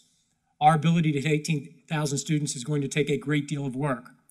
Our ability to push research and sponsored programs to $60 million annually will take significant work. But those are the goals that we've established for ourselves. And at each board meeting moving forward, we will present KPIs to you that track our progress towards those goals. I want to set a little bit of a lens around budget. Dr. King referenced this in her comments. Our budget landscape is very stable, and our forecast at the state level for the upcoming year is positive. We're in a fortunate position. Most other states in the nation do not find themselves in a position in which the state is investing in higher education, the state's investing in facilities, the state's investing in deferred maintenance. This is a good time to be in higher education in the state of Tennessee. But there are some things that have changed, and the primary change is a shift from an enrollment-driven model to an outcomes-driven model, and you'll see how we as an institution have performed. You see that here. Over the course of the past few years, we have witnessed significant increases in state support, more than $20 million of increases in state support for this institution. That support is predicated on an outcomes formula. So you see how we have performed in that area. Those are the elements upon which performance is assessed. So student progression through the educational pipeline, degrees produced, research funding, graduation rates, etc. So that's the scorecard by which THEC assesses our performance. And that chart, even though the font is a little small, shows the score going into the next legislative session. And if you look at new funding for institutions at the university level moving into the next legislative session, there are 2 universities that are receiving significant investments, Tennessee Tech and us. So we rank second in the state in terms of new state appropriations as evidenced in that scorecard I showed prior, and that returns new investments from the state. And here you see how those compare on a share perspective. So I've got a few animations here and I'm going to pause. As I mentioned, we are spotlighted by THEC for our performance and student success. This is not my chart. This is a chart that Emily House presented to THEC last week. We were the institution that staff spotlighted for that board. And you see the significant growth in outcomes funding being directed to our university because of our success in the production of degrees and our growth in the graduation rate. All of that traces its back to the steps that Dr. Sherlin outlined. These are things that we put in place 3, 4, 5 years ago. The patience of those investments are now beginning to bear fruit in terms of support from the state of Tennessee. And then here's support in other areas that are non-formula related. The top two are important. We've worked on this for 3 years, and it's finally now made its way into the THEC budget. So this is THEC non-formula priority 1 and THEC non-formula priority 2, investment of almost $1 million to bring pediatric subspecialists to help support the work that's occurring at Quillen. We're hopeful that this will make its way into Governor Lee's budget. And then on the bottom, you see across the board increases for medicine and family medicine. The structure there in terms of appropriation is different than for the university. These are non-formula units, so things are increased based upon inflation. But pleased to report our outcomes growth, and then pleased to report the specialty increases here in these two areas related to PEDS. The next is one that is a point of excitement for me, but it's a point of concern for Trustee Alsop, and that is the fact that our humanities building moved from number 9 on the list to number 5. And for those of you who follow Tennessee politics, you know that our new governor is from Williamson County, and you see that the project from Williamson County falls right below ours at number 6, which lends me to believe that if the governor stays within the listing as provided by THEC, then in May, we're looking at a $72 million humanities building. That's a game changer. So if you look at our facilities, you saw those pictures that Gordon Anderson shared with you at the last meeting. The buildings that our gen ed courses occur in are not at a high school level. This provides facilities at a world-class level for the bulk of the gen ed courses that would occur on campus, and it's also going to have to cause us to find a new home for the train museum, but we'll get to that in time. But you see we've moved from number 9 on the list to number 5.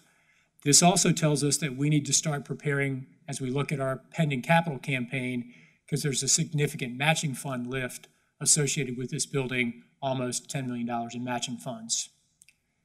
And you see the description of that building and how that building affords in terms of comps down to that number 6 project on the list, which is the project at Columbia State. Another area that is important in terms of this budget is this is a solid budget with respect to deferred maintenance. $11.5 million for East Tennessee State University are included in the THEC recommendation to address deferred maintenance challenges across the campus. So HVAC upgrades, chiller upgrades, building envelope, lighting, safety, repairs, HVAC, and then some critical infrastructure work that would need to occur at Shellbridge, where we've had more than 1,000 individuals tour that facility for open houses, for recruiting events, for fundraising, et cetera. For those of you who've been, you know that there's one restroom, and it's hard for 1,000 people to wait in line for that one restroom. So those are some of the investments from a deferred maintenance perspective that are positioned in this governor's budget. And then here's what the out years would look like. If the economy in the state of Tennessee remains in the position that we've been fortunate to enjoy for the past 8 years, that's the sequence of deferred maintenance projects that would convey to the institution over the bulk of the remainder of the strategic planning cycle in our master plan. Here's where we are on fees. I put that as a point of reference. Earlier today, you approved the 5 criteria that we will consider as we look at fee increases. THEC at their meeting set a binding cap on fees of 2.5%. So that means as a board, you will not be able to consider a fee increase above and beyond 2.5%, which in dollar figures is $232. So if you look at the dedicated fees that will be required for the debt service on the parking garage at this building, if you look at some of the things that are required to cover the match for faculty and staff salaries, at the end of the day, essentially that's holding fees flat. It's barely covering the cost of inflation. So as we move through conversations around fee increases for the upcoming year, you'll see us maintain that position vis-a-vis the other institutions in the state, which is a competitive advantage for us, because I would put the quality of our academic programs in the health sciences up against the institution that leads the state in terms of fees, and we're a $3,000 per student better bargain than students are paying at the school that has the color orange. So if you look at our budget landscape, Dr. King referenced changes in our budget landscape. We've blown up our budget model. In a 3-year time period, not only have we looked to transform the way we do student affairs, but we've also transformed the budget process on campus. You approved carry forward funds back to units for the first time in the history of this institution, or modern history. 50% of any unexpended funding at the end of the year can go back to academic units. That gives them the ability to plan. So if I'm a chair and I know at the end of the year I can either have a massive expense of purchases on new equipment, or I can save that money and invest it for travel to attend scholarly conferences the next year, that allows you as managers of funds to be better stewards of state resources. Our budget's balanced. We put investments in reserves. We provided salary enhancements for the 5th time in 6 years. But our ability to continue to do all this is predicated on enrollment growth. So that leads me to the next section of my presentation. But before talking a little bit about enrollment and student success, any questions on the budget and the recommendation that was brought forward by Mike Krause to his board at THEC last week? All right, Bucky and I will move on. I want to spend a moment here. We have invested considerable amounts of this board's time talking about enrollment. At the retreat, we walked through our recruitment strategy. We've talked about efforts in marketing. We've really spent a great deal of time purposefully with this board on enrollment. And in the academic committee this morning, you all approved an enrollment projection upon which our budget next year will be built of down 100. And I've had a couple board members ask questions, well, Brian, why is enrollment flat, and isn't just maintaining enrollment next year to what it is this year just kind of general operating business? And it's really not. With the implementation of Tennessee Promise, with the implementation of Tennessee Reconnect, with Western Carolina now having essentially free tuition for North Carolinians to attend WCU, the landscape is competitive. And if you look at our performance in comparison to that of the other former Board of Regents institutions, we look a little different. If you look at TSU this fall, down 681 students year over year. Tech, down 318 students year over year. Middle, down 283 students year over year. Now roll that out to a 5-year time period. Tech, in and of itself, lost Tusculum. Tennessee State lost Milligan. And Middle lost Emory and Henry. That's the scale of those enrollment declines. And then look at us. But what makes us different than those institutions? We live in a region that isn't growing. They're experiencing that decline in one of the fastest growing metropolitan areas in the entire nation. Now, a lot of that's a function of Tennessee Promise, but it's also a function of Knoxville. Knoxville, for the first time in decades, has decided to grow. And there are only so many high school students in the state, and they've got to go somewhere. And you're seeing some of that redirected for those institutions to Knoxville. What makes us different is our profile of health sciences programs, but I also think what makes us different is we've worked intentionally to recruit. And you see that evidenced here within our numbers. But we got a lot of work to do because, as Dr. Hoff noted this morning, if we don't grow the freshman class, we're not going to be able to pay the bills. And in our enterprise risk assessment, you saw the number of seniors that are moving through the pipeline. If we don't replace them with freshmen and transfer students, then our ability to continue these numbers and the growth that we've experienced is going to be difficult. Here's our fall enrollment. For those of you who watched my State of the University address online, God help you, but you may have seen these slides. These are slides that I shared with the board about a month ago at that address, but you see our total enrollment. You see that once again, the largest class of graduate students in the history of the institution. And it's great to have the new dean of the School of Graduate Studies, Dr. McGee, with us here today. But you see we're becoming a destination institution, and those process improvements in the bottom bullet are what Dr. Sherlin walked through at length. Here's our enrollment characteristics. We're enhancing the quality of the undergraduate pool. The average high school GPA for this year's freshman is a 3.5, and the ACT score is a 23. The bottom chart's high-end students. Presidential scholars have a 3.9 and a 29.30 on the ACT. Provosts have a 3.75 and a 29 on the ACT.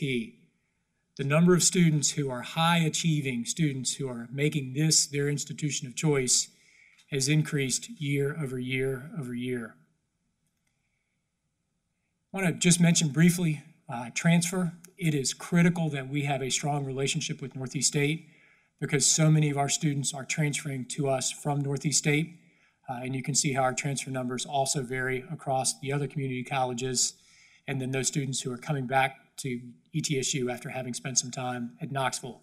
But those are the top feeder institutions from a transfer perspective at ETSU. Here's where students come from. While Knox County may not lead in terms of enrollment, we receive more applications from Knox County than any other county in the state of Tennessee. You see the decline in students from North Carolina. That's a direct impact of the Western Carolina Promise Program. And then you see the decrease in the number of international students. We were intentional this morning with the program that hopefully will address that number. But given the conversations at the federal level, I anticipate that, at least for the time being, international numbers will continue to trend in that direction, but we're going to do what we can in our own way to try to move that frame. Just a little bit on where are we presently, and I apologize that this font is tight, but that's the number of applications that we had as of the beginning of November. You can see how our apps compare year over year. I try not to put too much stock into these numbers because we're early in the game, but early in the game, we're kind of trending in the direction that we want to. Our app numbers are up, and we've been purposeful in our activities. So that top scholar events at Shelbridge with the 4X next to it, that's about 450 students and parents who made their way through Shelbridge in the month of October to meet with deans of each of our major colleges and schools to learn about the experience at the university. These are all students with 27 ACTs and up who had the opportunity to sit down with Doug Taylor and say, I want to go to med school. He's been the head of our admissions committee for every class that's been admitted to Quillen. What a wonderful opportunity for a student to have the chance to talk to an individual of that caliber to learn about the path to med school. We had events in Knoxville. I had the chance to do something that was really just a great deal of fun. And I hope that some of you may have the chance to join me next year. I know calendars didn't work with Trustee Golden, but I had the chance to go to Dobbins-Bennett High School and to Science Hill in October to walk into a classroom, and I would walk in with the principal, and the principal would say, Scott, I need you to come forward. I want to talk to you about something. And the whole room went, ooh. So Scott Nicewanger walks to the front of the room, and he said, Scott, I got someone here who wants to talk to you. And then I walk in, and I have two things in my hand. I have a certificate, and I have your admissions letter. I say, Scott, it's October. You're getting a lot of these letters in the mail. This is your acceptance letter to East Tennessee State University. I figured I'd save the postage and give it to you in person. But while I'm really here is to convey the presidential scholarship to you, a scholarship that, when coupled with a lottery scholarship, takes the cost of college off the table for you and your family. Congratulations. I know you have a lot of college options in front of you, but I hope that you consider ETSU. I then walked out of the room. I did that 42 times. And in an hour and a half, we gave away $600,000 at one high school alone. And then we did that at Science Hill. So those efforts are things that we're doing intentionally to try to separate this institution from others in the state to convince those kids that we're the best fit. We've had multiple open houses. We're going to launch a marketing campaign in November. And then we're doing everything we can, particularly, and I drew accent to this in the academic meeting, but I want to thank the chair for his support of a program called Buckstart, which will allow students to dual enroll through technology in every high school across the region. So if you live in Mountain City and it's going to be impossible for us to get a student up there to teach dual enrollment courses, through technology, we'll do dual enrollment online, and that will allow us to expand college opportunities, which then drives towards these numbers. Freshmen pay the bills, and if there's one thing that I pay attention to more than anything else, sometimes to a fault, is I pay attention to these numbers. Here's our graduation rates. They're moving upwards. That's a brand new number. You've not seen that number. So that 44.2% has started ETSU, graduate from ETSU. If you put the THEC number on top of that, started ETSU, graduate anywhere, that number is about 51%. So we're making progress, but we still have a lot of work to do to hit the 60% threshold that's in our strategic plan. Another element that's in our strategic plan is to support our employees. We participate in the Great Colleges to Workforce Survey, and for the first time in the period in which we've been administering this survey, our satisfaction rates are at our peer group averages. And as you look across those benchmarks, you see the improvements that we've made. We have a lot of work to do. As you all know, you've had to put up with me now for 8 meetings. I have a lot of flaws. I'm naive, I'm hopelessly optimistic, but I deeply believe in the people who work at this university. Now, my overall approval rating isn't that good. It's a 60%, but it's better than other senior leaders at other places across the country. We have a lot of work to do, but I'm proud of the progress that we're making. And one of the things that we've done, and I don't think, unfortunately, I put it into the slide, under the leadership of Jeremy Ross and a lot of work we're doing to restructure HR, we launched an employee fair this fall that put in place wellness opportunities and a chance for our employees to learn about the healthy lifestyle options that exist at this institution. You know, there are a few places where your kids can get a discount on tuition. You can take classes for free. If you want to go camping this weekend, you can get a tent at no cost. We provide bikes and other workout equipment for individuals at no cost. There are benefits to working here that are just beyond description. So while our salaries may not be where they want them to be in terms of quality of life, I think we have quality of life and experience at the university that I would put up against any, and our survey numbers are starting to reflect that. Our job satisfaction rating is at 76%, and the pride is also at 76%. Strategic initiatives. You've seen these. I'm not going to go into them in detail, but I want to touch on a few. There was a question posed this morning in the Academic Affairs Committee about our Greek Village efforts. We will be bringing fraternities onto campus next fall, but they will be brought to campus based upon their performance in quality measures. So we're not going to bring Delta, Delta, Delta because they just sold their house. We're going to bring the chapters onto campus that score the highest in terms of outcomes. That will allow us to bring learning communities together for those Greek organizations similar to the learning communities that Dr. Sherlin referenced earlier. We are developing key performance indicators that you all approved this morning. We're continuing the decentralization of our budget process, and we're developing new academic programs, and we outlined all those programs for you at the last meeting that will bring in meetings to come, being clear line of sight on new programs that are coming your way. As Dr. Sherlin mentioned earlier, we're restructuring our entire Gen Ed core. Other efforts, we're looking to create ETSU Health, to take all of the diversity of clinics from nursing to medicine, et cetera, under one umbrella. We're working to implement a lot of the things that are emerging from AIM, and we'll spend some dedicated time with you in the spring at a board meeting delving into some of the work in the health sciences. We've got capital projects underway. I would encourage you to look out the window or walk outside at the close of today and see the Martin Center coming up and out of the ground. At the last meeting, we talked about the trauma-informed campus efforts. At the next board meeting, we'll present an implementation plan for you. And I'm pleased to mention the Presidential Fellows Program. You have been direct to me in the need for us as a university to prepare individuals to move into leadership roles. That's what the Presidential Fellows Program is. I interviewed 4 Presidential Fellow finalists yesterday. We'll make the selection of the 2 next week, and they will begin their fellowships in January. Hopefully, the next round of Presidential Fellows will stay at the university, but I'm pleased that at least 1 out of 4 is moving on to be a president. So at least our selection process the last time was strong, and I think you'll be pleased with the individuals who will move forward in that process this time. I want to spend a moment on this slide. This is a slide I want to thank Trustee Golden for his input, feedback throughout the development of some work that we are now moving forward at the university. We as an institution, our former Dean of the College of Medicine, Phil Bagnall, used to describe us as a mom and pop shop, a place that really focused on things at a personal level. And we're pretty good at that. And we have a legal staff that's very small, that's very skilled and very talented, but a legal staff is the world around us that has become much more complicated, whereby we need to bring some additional assets to the table. So as you look at that chart, the Compliance Counsel, the Equity Compliance Officer, and the 2 Assistant Equity Compliance Officers, that is a restructured compliance unit at the institution. The Compliance Counsel, for all intents and purposes, is our Corporate Compliance Officer. Those 2 boxes in red to the far right are Title IX investigators. The box that they report to the Equity Compliance Officer is the person who will be prescribed with accountability from an EEOC perspective. And then you've got an individual above who will investigate cases as they move forward.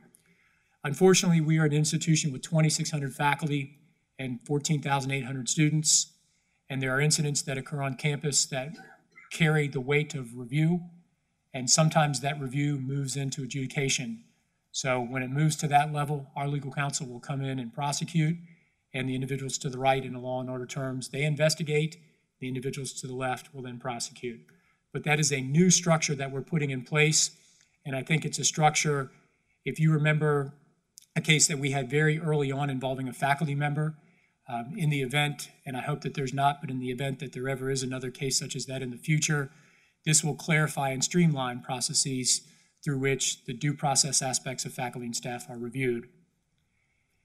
And then we're also completely overhauling our HR function. I cannot thank Diana McClay and Lori Erickson enough for their leadership. This is a complicated chart, but if you look at what we're trying to move through here, is creating a direct line of flow that deals with issues from supervisory consultation to audit to training to mediation to Title IX. So our employees clearly know how to navigate the process, and hopefully by navigating the process properly, we reduce the number of things that move to the final frame. Hard transition now to legislative initiatives for 19. I shared this with you at the last board meeting. I'm sharing it again, but I want to draw your attention to the final 2 bullets. We have our sunset hearing on December the 19th. So Chairman Nicehonger, you and I will have the chance to go to Nashville and sit in front of government ops and try to convince them to let ETSU continue to exist. When I worked for THEC, this was an annual rite of passage to go before sunset. But this will be our first experience as a university in the sunset process. I'm hopeful it'll go well, and we're preparing the material that we've got to send down to Nashville for that. And then we want to support THEC, the new governor, and the significant change in legislative leadership as they develop their higher education agenda. There's one thing on this chart that I do want to spend some time with, and it's the second bullet. As you notice the THEC recommendation, they did not recommend the scholarship program for pharmacy. So we will push that through on the legislative side, just as last year we pushed through funding for the Overmountain Clinic. So the pharmacy tuition equalization initiative would be a $2.5 million scholarship proposal that would essentially allow students who attend Gatton to pay the same as they would pay if they attended the in-state institution. This one to me is in some respects becoming personal, because every time I drive by that billboard on the interstate that talks about the highest ranked, lowest cost college of pharmacy in the region, that exists because of the state support that they receive. And I think it's fair time when a North Carolina resident can pay less to go to Memphis than a Tennessean can pay to go to Gatton. We need to push on this one. And I thank you for your support as we push that through the legislative process. Last is I want to frame some things within a broader context. So I've talked a lot about the university. I want to frame some things that are happening within the university in a broader context. There's a group called ASCU, the Association of State Colleges and Universities. I was named to their board last week.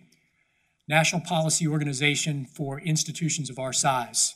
Each year they put out their top 10 challenges facing higher education. You see in 2008, the beginning of the downturn, those were the top 10 challenges, and then the challenges in 18. I put this intentionally to show that as much as things change, in some respects they stay the same. Affordability, affordability. Campus security, guns on campus. Free speech, you see things carry across. So one of the benefits of a large system such as ours is that things cycle. And if we can keep a long view, and for us, that long view is the strategic plan. If we can stay focused on where we want to be in 2026, the ebbs and flows of things that happen in policy cycles will ebb and flow, but the end result stays the same. And I think as we look at changes that are occurring around us, that long view will help inform wise decisions in the short term. Here's our Stewardship of Place mission.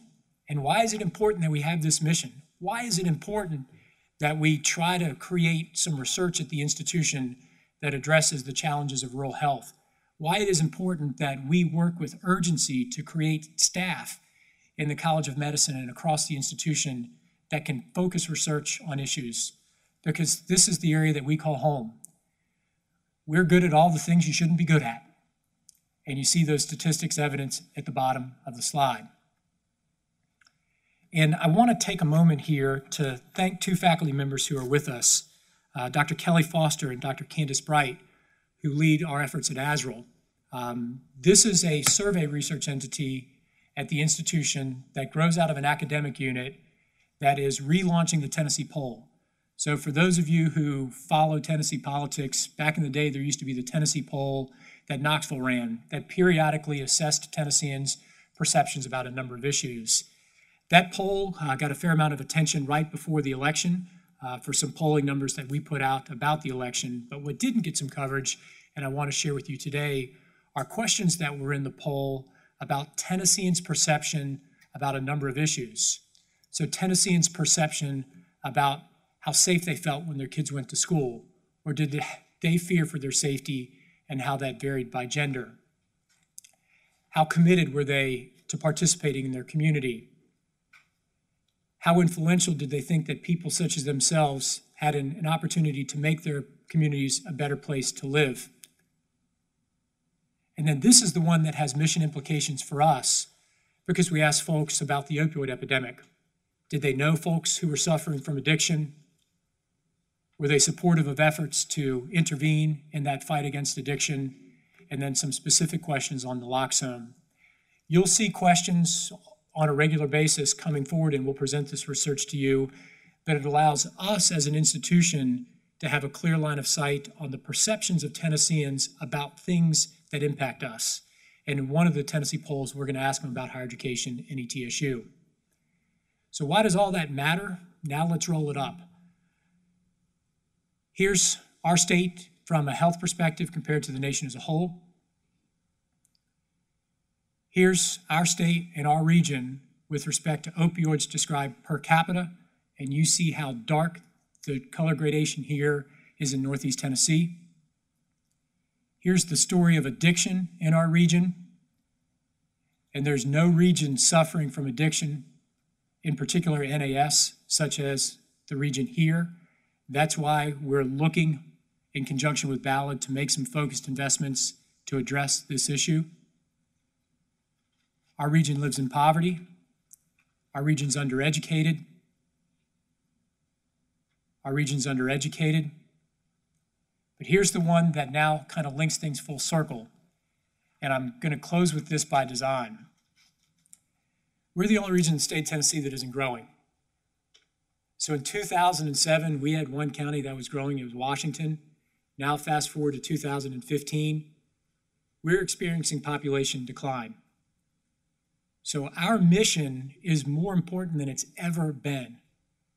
Our mission of access, our mission of outreach, our mission of service, our mission to create dual enrollment opportunities so that more students have the chance to graduate from high school and go on to college. We have to, as Dr. Sherlin mentioned, whatever that was pretty good. That's a sign, Brian, shut up. So the point here is we've got to be the Kansas City Royals. We don't have the resources of Vanderbilt, but how do we use the resources we have to move these numbers? Because we're doing more with less. Our population's growing, but we're trying to grow as a university. Unless we can move those population health numbers, then we failed in our mission. And that was the theme of my State of the University address. This was what I closed with in the State of the University address, and it's where I'll close here. And as I'm closing, we can tee up what will be the close of my address, and it's a close of stewardship of place and saying thank you. Sometimes we as a university get so lost in all these data and demographic changes and the challenges in front of us. We get so focused on the things that are immediate. For a little bit during the meeting, I was focused immediately on how in the world I was going to ensure my son didn't get an F because his homework was late, because Donna's out of town and I forgot to put everything in his backpack. But sometimes we fail to step back and look at how the work that we do touches the lives of others. So Leon shared the names of individuals who've touched his career at this institution. And I'd like to close my president's report with a video. And I've got to stress that this isn't staged. This is the video that we will release as a campus today, and it's our Thanksgiving video. So the things you're going to see here are our students saying thanks in their own unique way. And at the end, I assure you, what you're going to see happened in real time. So with that, I'll turn it to the video.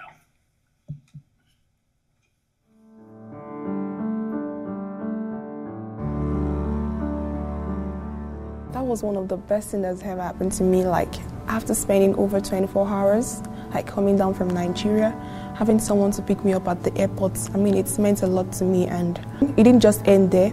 They've been the best thing that's ever happened to me in the United States. And she has been like a mother to me, and her husband has also been like a father to me. My dad has always thought that education was really important. Pretty much all throughout his whole life, he's been working hard to get to college.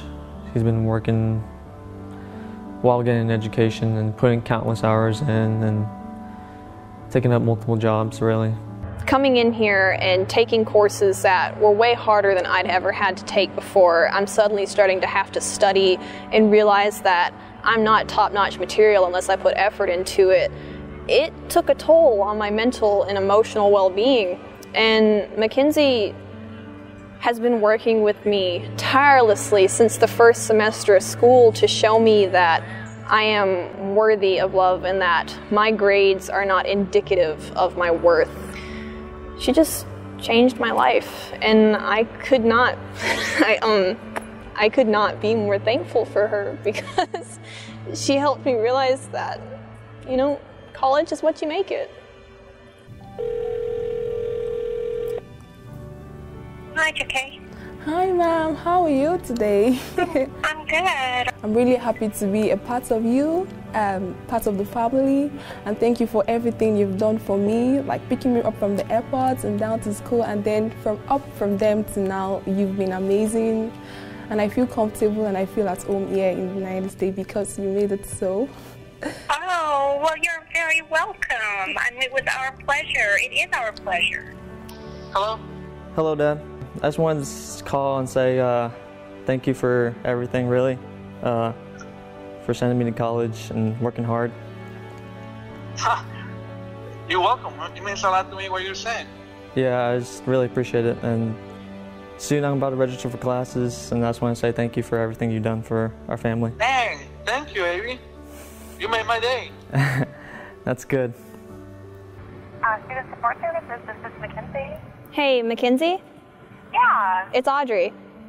Oh, hey, what's up? I just wanted to call you and let you know that everything you have ever done for me has been so appreciated. You are a literal blessing in my life, and I probably would not have made it this far into college if it wouldn't have been for you. And I just wanted to let you know that I am so thankful for you. Thank you, Audrey. Thank you so much. I need to hear stuff like this sometimes, and it's hard to ask for it, and so it's really wonderful when it just kind of happens. So thank you. Thank you.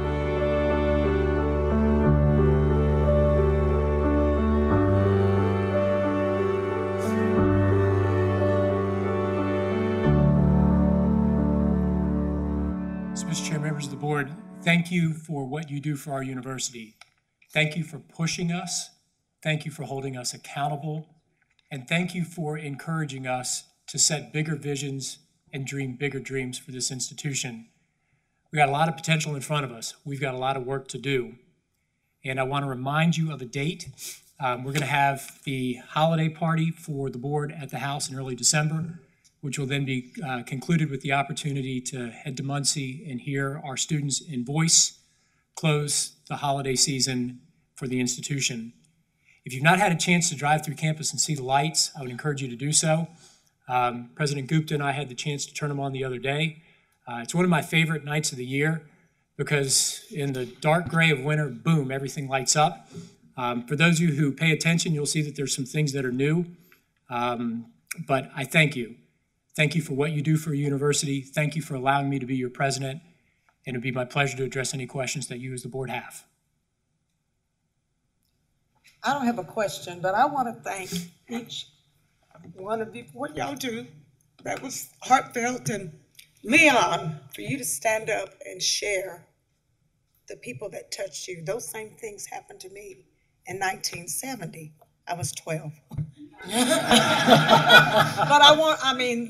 y'all, everything that all of us do and all of y'all do touches somebody. So when you reach out and touch, it makes a difference. So thank y'all. Thank you, Dr. Nolan. Thank all of us.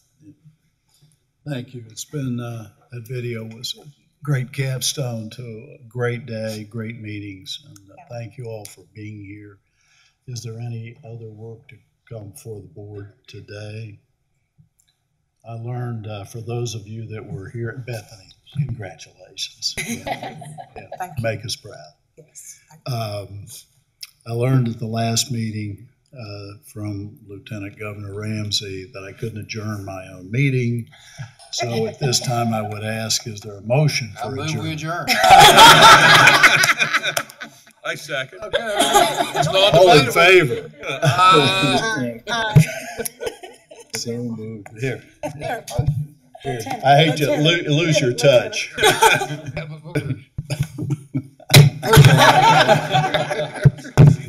We listened to. Have a good week.